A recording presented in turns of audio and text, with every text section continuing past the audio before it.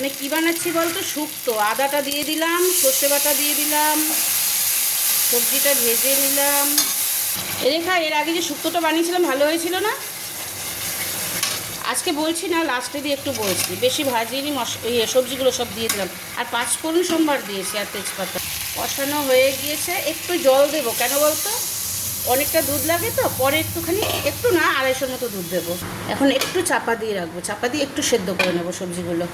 হয়ে গেছে সেদ্ধ ভাজাতেই, অনেকটাই ফুটে গিয়েছে। এবার ডালের বড়িগুলো দিয়ে দিলাম।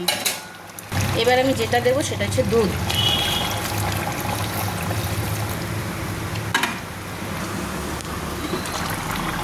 শুক্তোটার কালারটা একবার দেখুন। লাস্টে নামানোর আগে একটু রাঁধুনি বাটা, একদম মানে গন্ধটাই পাল্টে যাবে।